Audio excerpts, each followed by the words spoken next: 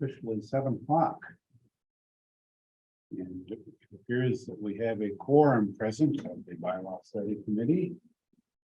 And since at least one member of the committee is participating remotely, I will go through the announcement pursuant to Chapter 20 of the Acts of 2021 as amended by Chapter 107 of the Acts of 2022. This meeting of the Bylaw Study Committee is being conducted with both in-person and remote participation by committee members and members of the public. Remote participation by the public for the public comment agenda item and any other matter for which the committee allows public participation will be via the Zoom raise hand feature. If you raise your hand on Zoom, you will be enabled at an appropriate point to enter the meeting via voice or video to make a comment or ask a question. In all cases, whether in person or remote, please identify yourself by name and address for the record. And because at least one committee member is participating remotely, every vote will be taken by roll call. And to start things off, we'll take a roll call of the committee members. Brian Langevin. Present. Eric Marr. Present. Ray Mead is absent. And Dave Robbins is present. Having noted all that, the first agenda item, as usual, is public comment. We have no members of the public in the meeting room and no members of the public attending via Zoom. So it's probably safe to assume that there is no public comment. Moving on. Next agenda item I have is the timeline. I distributed a slightly updated version of the timeline we looked at our previous meeting. The addition to the timeline after some feedback from the committee members at the last meeting and further feedback from Evan. We simply added an explicit notation that we are going to be consulting with town council as needed throughout the time period. The timeline doesn't yet have dates set for the various milestones, other than the October 14th deadline that we requested for stakeholder comments. So, except for picking dates for the various public meetings that we've talked about, the timeline seems to be agreeable to the committee unless someone has any suggestions for further changes. It's agreeable to the town administrator. Unless there's any other comment on that, we'll assume that the timeline is good for now, subject to future revision as needed. Yeah, I'm also, and I saw the exchange that you had with town council. Not a whole lot in that timeline related, but did you get any sense from either her directly or Evan how she would like to be involved in our process, or just hitting her with random emails and things like that as we did with those first questions? Is that the best way? Yeah. My conversation with Evan on that topic basically said Evan likes to see requests to town council go through him, which is how we started out that one email conversation. I sent the message to Evan. He then forwarded it on to town council. And basically just keeping him in the loop. Yeah. But other than that, nothing more formal. I suppose highly unlikely that this will happen, but I suppose if we get annoying with excessively frequent requests to town council, Evan might want to throttle that. But I don't see that we will be pestering council to an extent that it becomes a problem. Yeah. So the next topic on the agenda is publicity. We kind of talked informally at the last meeting about getting the word out to the public, asking them for their suggestions. I think I distributed to the committee by email yesterday, maybe, a draft announcement that I was proposing that William send out to all the appropriate outlets for news. Any comments on that? The only comment I have is if we're for posts on social media, we might want to leave out the direct email address and direct everything through the webpage to cut down on random spam. Yes. A thought kind of along those lines did occur to me when I wrote that direct email address in there. I wasn't 100% sure whether we would want to publicize that. Yeah, I could see, if we hadn't been able to go live yet with the link on the website, probably not having a better alternative than including the email address, but with the link being active, although I don't know if any of us have tested it. I saw that the link was there. I would be fine with, referring everybody to the link and not including the email address in any of the distributions. I think, requiring that one extra step, I don't think it's cumbersome. If you have access to email, I'm sure you have access to the internet.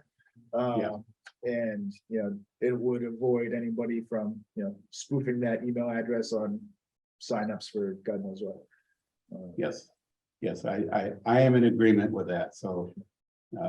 Deleting the email address from I reached out to William right away to have him add that to the webpage, and that's a good way to do it. Yeah. I mean, personally, I find it slightly annoying to go through that webpage link, but as soon as I learn the direct email address, I use it. But I think there is very definitely something to be said for not circulating that email address widely. Yeah, I'm fine with, people that we would share it with, having it and using it, and even, the stakeholders. I'm not sure if it was included in net outreach, but I'd be fine with those people, having it. Just a measured risk.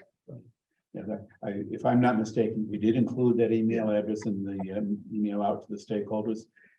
And every stakeholder response that's come in so far has been by a reply to William, because it was sent out by William, so the responses we've received have been a reply to William. Which is fine. William just forwards that to. William has sometimes been forwarding them to the committee, sometimes just to me. And if he forwards it just to me, I will forward it on to the rest of the committee. So, with that change, which, yes, I like that. The more you think about it, the more you think, that makes sense. I did speak with William briefly this afternoon about where he would be interested. He thought it would be good to send it out. And so he had suggested the town's Facebook page, announcements on the town website, an announcement on the cable channels. And looks like we ought to be able to get it into the Grafton News, such as the Grafton News is. It's currently about the only newspaper type thing that serves Grafton, since Jen had to go and get herself a job. And which is congratulations to Jen, but Grafton's going to miss Grafton Commons. And I mentioned the possibility of, I asked William, other ideas. William said there's a bulletin board at the library we could post the announcement on, which could make sense. I suggested the senior center, and he thought that was a good idea. He'll talk to the senior center director and find a way. They have a monthly newsletter, which the October newsletter may already have gone to press, but if so, this can go into the November. And as we've said in our meetings, we'd be happy to get suggestions and comments from the public throughout our process. And we had tentatively planned on a sort of a public outreach meeting in November for the purpose of collecting input. So if we can get the newsletter out, if we can get it out in by the beginning of November to the seniors, that would work. The only other thought that I had along those lines, probably tying into the November meeting and at some point, in the next month or so, setting a date for that meeting. We could ask the moderator if she would have any interest in announcing announcing broadly what we're doing and that we exist, but also announcing the date of that outreach meeting at town meeting. Good idea. Yes, the select board can include that in their announcements at the beginning of the meeting, but I hadn't thought of that one. And that's, timing wise, it would line up fairly, it could almost be a little bit too early, you'd have a decent amount of time to forget about it, but. So yeah, there's two things we could do, Tom. One is we could have printed flyers Sure, for distribution at town meeting, as well as an announcement from the podium. sure. Good idea. That's one that I'm not quite sure why it didn't occur to me, because we've done that. I've seen that done a number of times in the past. Sure. But that's why it's good to have more than one brain working on this.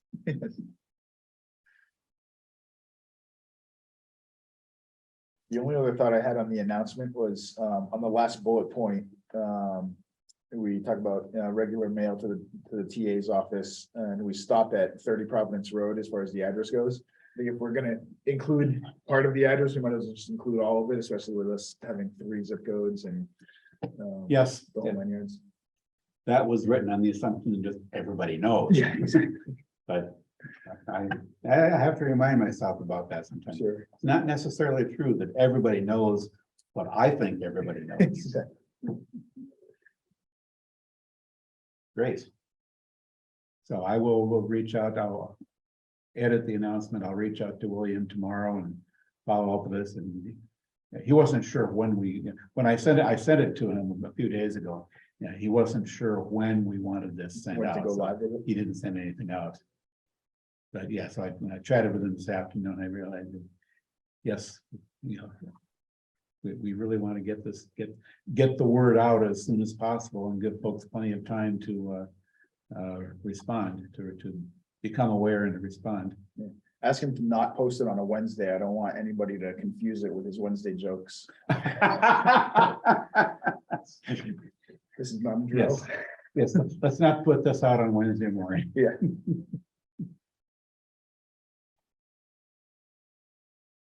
Okay, so on publicity, then is that it? We'll move forward on that.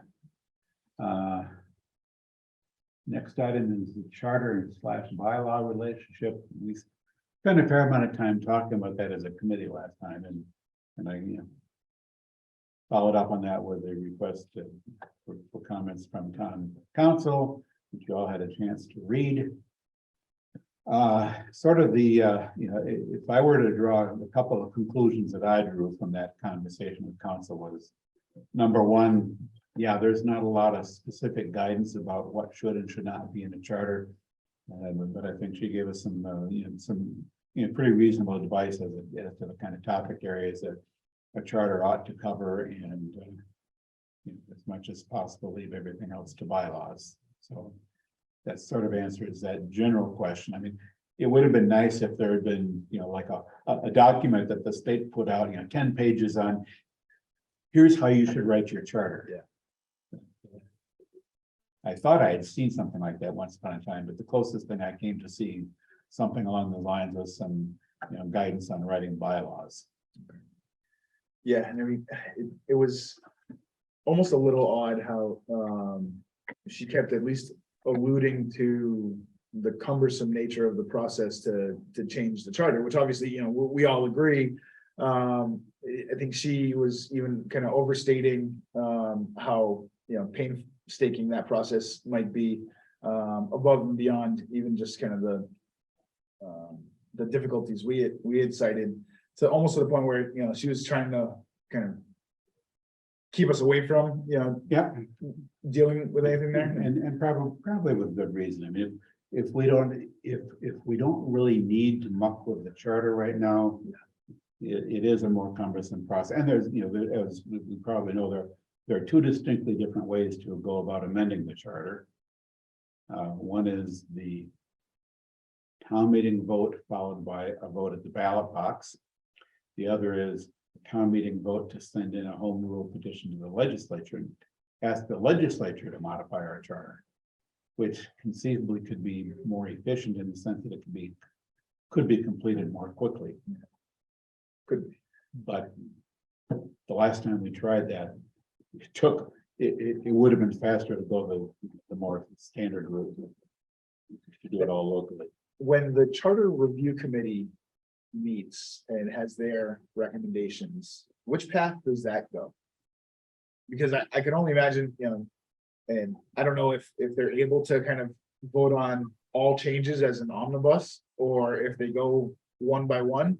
But I could only imagine, especially as an election worker, just having to go to a town election with 15 different charter amendments on the ballot. Yeah, I should remember a little bit more about this because it was only 5 years ago we did it. But the Charter Review Committee 5 years ago put several different warrant articles in the town meeting. Yeah, and the town meeting voted in favor of most of them, voted against a couple of them. Following that, what I don't remember off the top of my head is whether each of those appeared separately on the ballot. I think it was a single line on the ballot that was to vote up or down on the entire set of charter changes that town meeting voted in favor of. It's at least more streamlined. We could arrange to do it either way. A charter review committee could put out a single warrant article on town meeting. Yeah. Vote yes on everything, or if there's anything you don't like, vote no on the whole thing. We could, if we had 5 different changes voted separately at town meeting, I think we could, if we wanted to, make those 5 separate lines on the ballot so that the voters could go yay or nay on each one of them individually. There's some flexibility there as far as I know.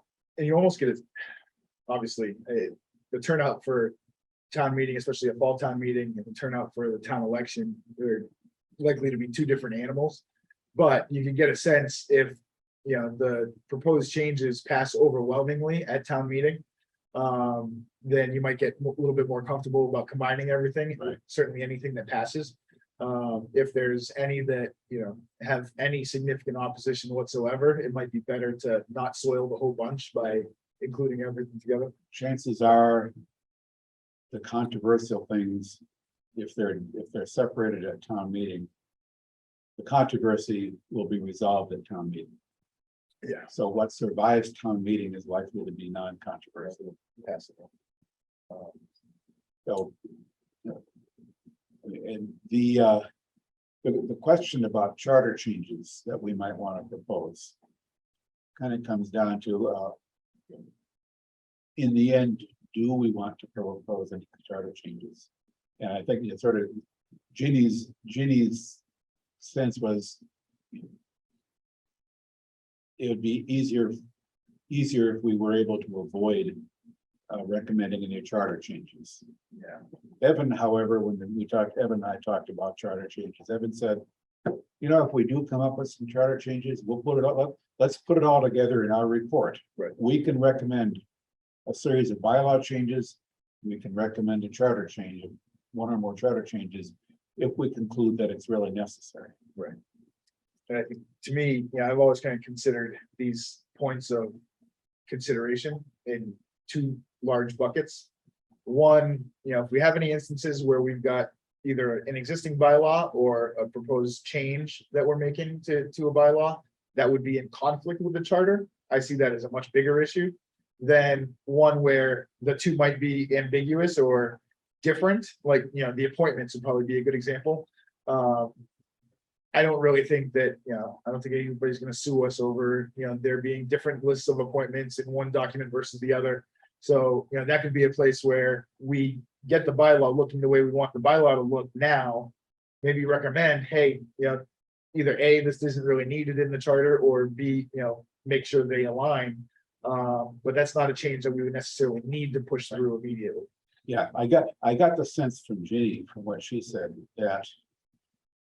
that whole Article 8 of the charter, the transitional provisions, she seemed to agree that is really just of historical interest, that doesn't have the same force or applicability that the rest of the charter does. So, she did suggest that one thing that we could consider is changing the charter document, basically doing some editorial work to the charter document, to sort of Make that appendix or put a note. She said a bracketed note or something to say that Article 8, is no longer applicable, or at least make it easier for people who read it to see that, yeah, I don't really need to worry about what Article 8 says. Yeah, kind of going along with that, we had discussed at our last meeting the fact that the report of the Charter Committee, the first few pages of the charter, looks like a charter. Yeah. Yeah, and Jenny's one of her suggestions was maybe we could move that in the document, make it an appendix. Yeah. So because I it don't does. think it needs to be there. It's not part of the charter. This is a document that was presented to people as a report. It is not part of the charter and should just be removed. Yep, so yeah, Jenny said if we wanted to follow up on that, sort of the concept of changing the charter document so that it either contains just the charter, or if we wanted to preserve the report, we could relocate that to an appendix, which would clearly not be a part of the charter. We could, we don't have to. So she thought we could do that. That would not be a charter change. Yeah. That would just be some editorial work, whether we wanted to remove it entirely, as you suggest, Greg, and I wouldn't be opposed to that. Yeah, because it's kind of, that's past history, and it's in the records of the charter committee. Right. Permanent records of the charter committee was presented at town meeting at the time. But yes, it doesn't necessarily have to even remain in the document at all. I suppose we could always, it's not entirely within our purview, but we could certainly connect either Ginny and Candy, or just go straight to Candy and say, listen, so this is a conversation we had with Ginny. We think you can change this and either, make it an appendix, or, we probably need to circle back to Ginny to, get her blessing on pulling it out entirely. Right, that's where my conversation with Ginny ended up, was that if we wanted to follow up on the idea of making some essentially editorial changes to the charter document without touching the charter proper, then we could work with her further. We could make some recommendations along those lines and work with Ginny on that and work together with Candy or whoever else is responsible for maintaining that document. And just as an aside, it would be nice if someone who really understood how to make Word work would format that document. That's the whole other thing. It's partly just me and my being picky about document formatting and proper use of words features, even though I don't understand more than 10% of Word. No, makes sense. But anyway, so that's something we can follow up on. And the last thing I'll mention on the charter change, on the charter topic, is that we may come up with some cases where we really do see a need to modify the charter. Something a little bit more substantive than the transitional provisions. Yeah. We may find some other areas of conflict or clarification that's needed in the charter. And ultimately, if we do come up with some changes that we think should be made to the charter and really can't wait for the next 5 years from now charter review committee, then per my conversation with Evan, he would have no problem with us proposing any charter changes that we feel really need to be made along with the bylaw changes. 1, 2, 3. So the amendments last time were Article 2, 3, 4, 5, 6, 7, 8, 9, 10, 11.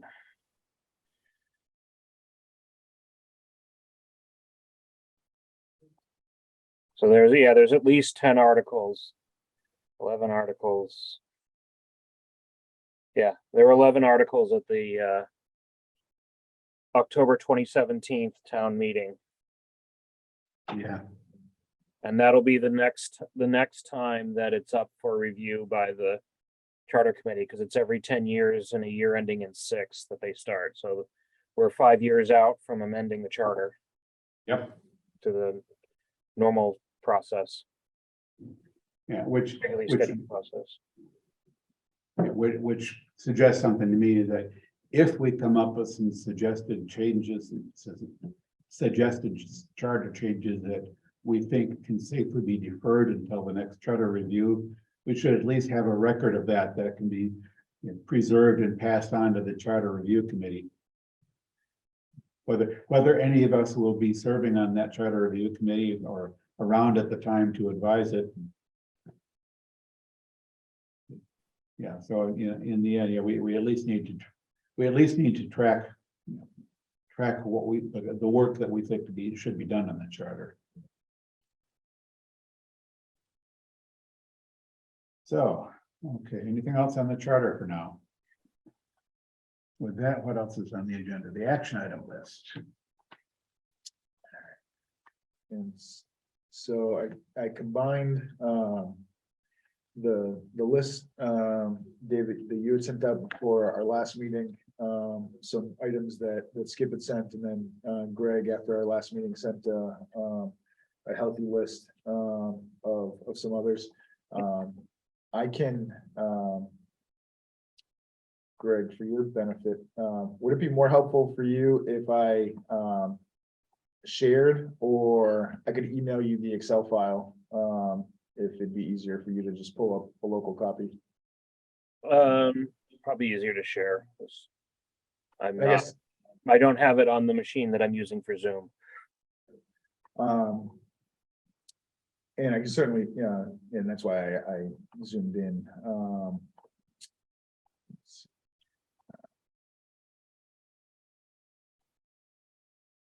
don't think I can share.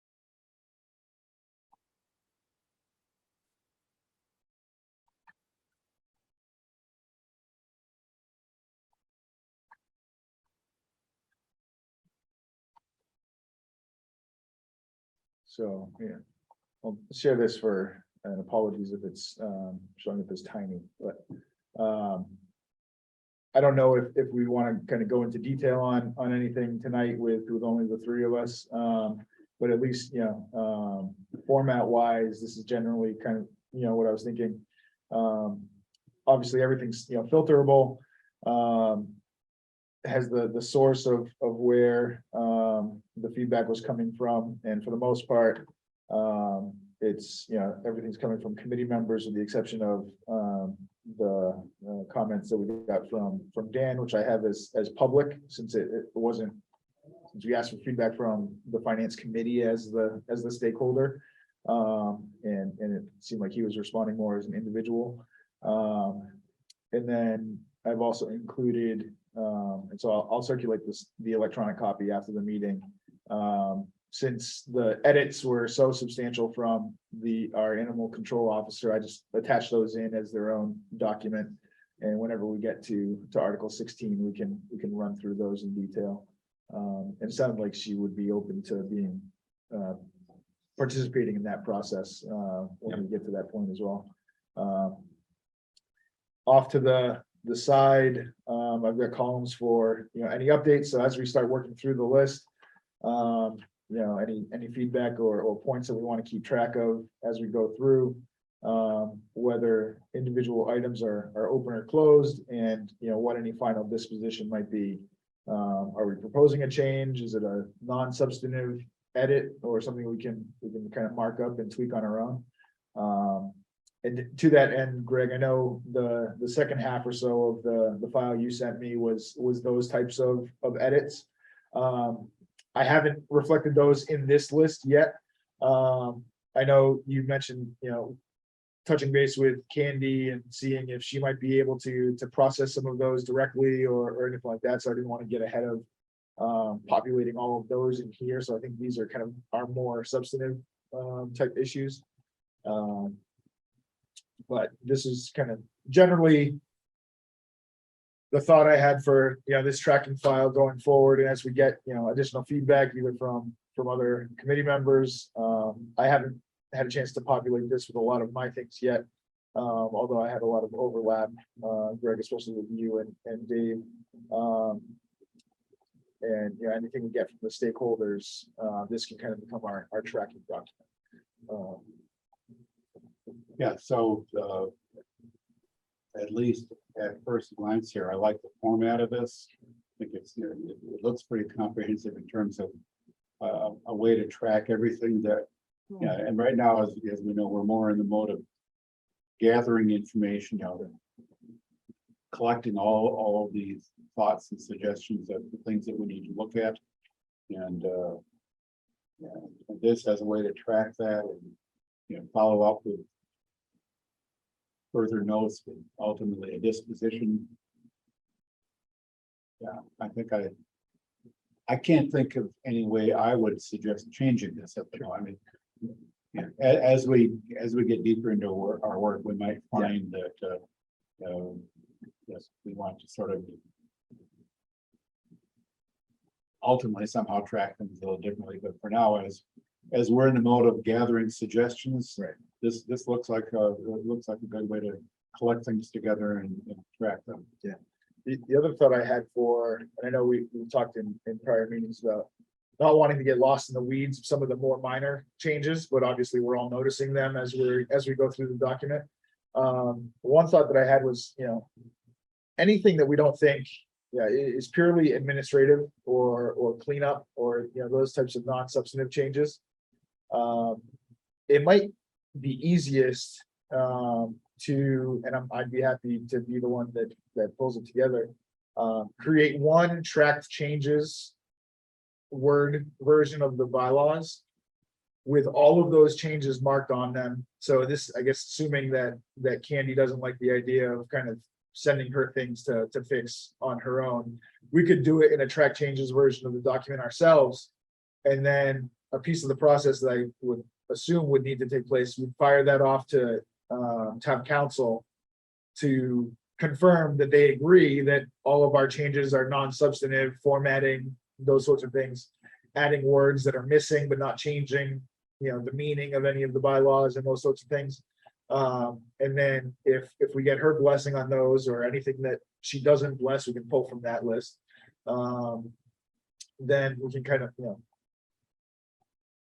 send that to Candy as, you know, this is kind of our new starting point with those types of, you know, non-substantive changes made. But just, you know, Yeah, right. I think that's likely to be a good approach for separating the substantive changes from the non-substantive changes. It was, yeah, we accumulate in a track changes document all the things that we think are just editorial formatting type things. Then, yeah, how we ultimately hand that off. Don't need to worry about that right now, really. Yeah. It's just, I do think it would be helpful to separate things that are just formatting, editorial, spelling, Right. typography, and things that don't affect the substance of the document. Some words you can change, correct the spelling on. Sometimes the word, I don't know offhand if I've ever noticed any of these in the document, but in general, you can find a word that's maybe correctly spelled, but not the right word. not the right word for the context. It doesn't have the meaning that was obviously intended. Right. Conceivably, we could come up with some things that are a little bit ambiguous, but for the most part, I think we'll have no trouble. And I know at least a couple of the things in my list were of that nature. Sure. Missing an E off the word shade, for example. Yeah. Check. No, that is not a substantive change. We all know what that's, it's obvious what it was intended to be. And I have a few other nits about, I just don't like the way the thing was formatted. You know, you indented wrong or it just looks terrible on the page. Right. Those things, as we identify them, yeah, let's kind of set them off to the side and just here's the bylaws, the way we think they really should look in their presence, their present meaning. Yeah. And then this list, we can use more to, you know, we can use this to focus more on tracking tracking the more substantive things, the things that we need to either investigate further to decide, because some of these are just plain questions. Should we do this? Right. Yeah, and so ultimately we'll answer yes, we should, or no, we shouldn't. And if it's a no, we don't need to do anything about it, then maybe at some point we partition this list into here are the things that we looked at and decided don't need any work. Yeah. And then here are the things that we looked at and do need some work, and ultimately here's the work that's going to be done. Sure. Yeah, I don't think formatting of the document is something that is covered under required changes. I think the text is okay. We can change formatting. I don't think we can change numbers without explicit approval. I mean, sometimes the change articles say may adjust numbers as required. I don't know that we can do that after the fact without approval, but simple typesetting should not be an issue.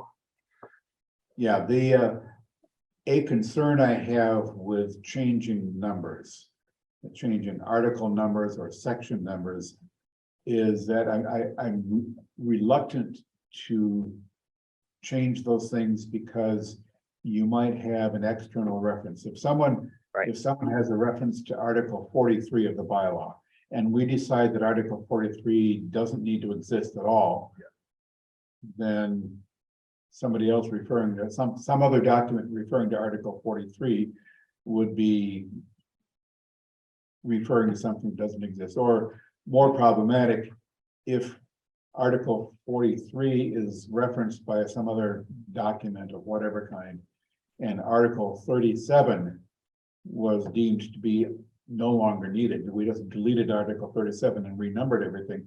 Well, now Article 43 is Article 42. Right. Yeah. And we don't have any, these external references are, it's like creating, you run the risk of doing something like a dead hyperlink. Yeah. And I don't know if, I don't think any of our edits have proposed, striking entire articles or anything like that, but I think even if we did, at least the way that the bylaws have been presented to date, they're essentially in a track changes mode, right? So, there are notations that, this was edited or stricken or added at this town meeting. So, even if we proposed and town meeting voted to strike an entire article, that would still be in the document, assuming we don't propose Candy and Candy doesn't agree that to change how that's presented, that would still be there as, Article 2 was stricken and so it doesn't necessarily change any of the other numbers anyway. Yeah, that's how Mass General laws are presented online. So this section was repealed on this date. Yeah, right, because, and you saw the general laws are kind of an extreme but fairly obvious example of that, we don't go, the legislature does not go and renumber any of the general laws. Yeah. Chapter 40, section 53 is always going to be chapter 40, section 53. And I'm sure you've noticed if you've read through any references to the general law, you'll find, like chapter 40. Well, they wanted to add a chapter after chapter 40, but before chapter 41. So that was chapter 48. 48, yeah. And then and then there's another chapter, I forget what the chapter is, but there's section 53E and a half. I think there's a section 53E and 3/4. That's how they do that in the general laws for that very reason that you just can't go renumbering general laws because you get so many other places that point back to the general laws. Yeah. And so I think we need to be, although I frequently see when town meeting passes a change, they authorize renumbering as necessary, but I think largely renumbering really needs to be avoided. If there's a section or an article that's no longer necessary, you leave it there as a placeholder. That's what I did with the subdivision rules and regulations. There were a couple of places where that paragraph really needed to be gone, but we left the number in there and just called it reserved. Sure. Because you really, going back to the, the web links, you really don't want, you really don't want to break any links. Yeah. The only other point that this is probably the best point to bring it up. I had reached out to Candy either last week or the week before. So I noticed on the town website, a response letter from the AG related to the spring town meeting bylaw amendments had been posted, Yeah. dated back to July or so. So I asked, when she thought we would have an updated set of bylaws, including those amendments. And she thought that, now that we're past the election and we've got some breathing room before the town meeting and the fall elections, that they might be able to sink their teeth into it in the coming weeks. So we might be seeing an updated document from her at some point. Speaking of updated documents, the charter document that's on the town website is also out of date. Oh, really? It is missing the most recent amendment. The fire department? No, Or, the fire department amendment, but then there was a change in the method of appointing the finance committee, which was done through the legislature. That change has not yet been reflected in the charter document, at least not the one that's online. Not a big deal, but sooner or later, somebody really ought to update that, but then we've just been talking about some other things that may need to be done to the charter document. Those aren't quite as immediate. It would be nice to have the charter up to date. But sure, it's on the list somewhere. yeah. Yep, there's only so many people in the office down there. And, more work than anybody, more work than most people appreciate. And there was. Oh, I know what it was. There was, I guess it goes along with the action item list topic that I had asked Evan sort of what he was particularly interested in this bylaw update. And he said he is very interested in updating the personnel bylaw Article 20, I think it is. Sure.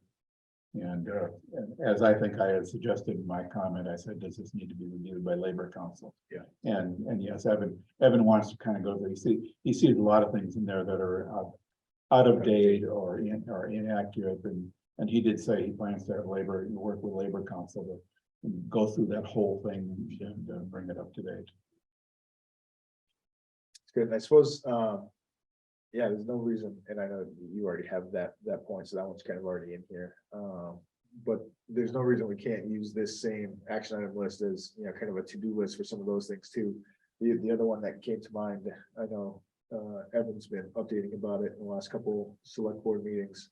The DEI audit Yes. has been awarded. I think they're planning a kickoff for that in October, November. So just getting back in front of Evan that, if as part of that audit, they're planning on, and I think, I would certainly recommend, I don't know if the committee as a whole would want to, that the bylaws be something that they consider, if they, prioritize that more towards the front end, we could obviously include that in the scope of our work, like we had talked about a few meetings ago. Yes, if they're gonna, right, if they're gonna be doing something that may affect the bylaws. I don't know how long that's expected to take. Right. But, to the extent that it's practical. Any results they have that need to feed into the bylaw update. Yeah. Would be good for us to be able to take into account if it fits within our schedule. Sure.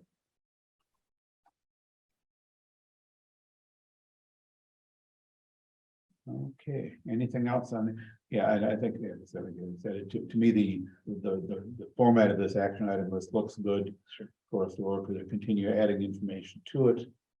And at some point. We'll start going back over it and identifying things that. Like I said before, I think that, if there's anything in there, like I know a couple of things I put in there really are. Spelling type things. Sure. We can separate those out at some point into a working document. Yep. I think, would you or, you know, as a committee, is there any preference for distributing this? I think, you know, I can certainly send this out after the meeting as kind of our current version, especially for the folks that aren't here. But then on a regular basis, you know, I suppose I can send you whatever the most recent copy is, you know, is prior to you know, the agenda and minutes and stuff going out for each subsequent meeting. There's really no good place to kind of post a working document. Right, and that sort of a side note, a side thought. At some point, I want us to figure out how we should have our work appear on our webpage. Sure. Right now, it's minimal. But at some point, we'll want to try to post. So here's what we've been doing, you know, something more. I mean, our agendas and minutes get posted, but beyond that, we have to figure out what documents, how do we want the public to be able to see and track our work? Sure. I haven't given that very much thought yet, other than sort of the abstract concept that I'd like us to be able to sort of use our webpage as a way to keep the public up to date on what we've been looking at. Sure. Yeah, Maybe at our next meeting, we can think about that. yeah, I assume at some point we're gonna start, you know, ticking off articles, right? And, you know, probably wouldn't have to post a whole lot in terms of articles that we're not making any substantial changes to. But as we, yeah, I don't know if we're just gonna work in numeric order or, you know, we bounce around, but, you know, if we get through the first 10 articles and, you know, one of them, we know whenever we hit it, that, you know, we're proposing changes here. I assume there'd be no problem with posting, you know, what we think our solution is going to be. And then anybody that wants to comment on that in the meantime, while we're working through the rest of our list, you know, we'll take that feedback and maybe reconsider something on the back end. But Yeah, that's sort of the next phase of our work. Once we've collected all the stakeholder feedback and collected more information from the public, you know, we're going to start proposing changes. And, you know, so as you know, and however we end up doing that, however, you know, we end up deciding to do that. Yes, as we come up with something that we think we'd like the public some public feedback on, yeah, we should be able to have that. Our progress along those lines, we should be able to have that visible on our webpage. I think we can take that as something to start thinking seriously about at our next meeting. Because we'll be getting close to the time when we've gathered most of the information we need. Now it's time to get down to the work of thinking about the changes that need to be made. Right.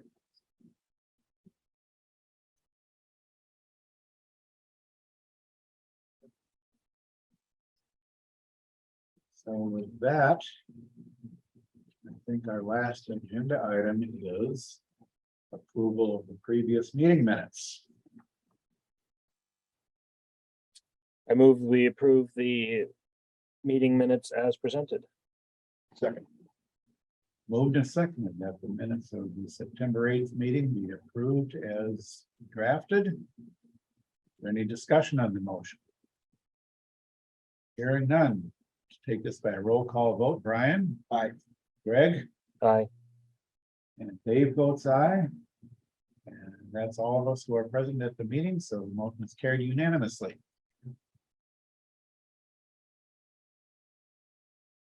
That being the last agenda item, a motion to adjourn would be in order. So moved. Second. Moved and seconded that this meeting be adjourned. All those in favor, Brian, aye. Greg, Aye. Dave votes aye. Motion carried unanimously.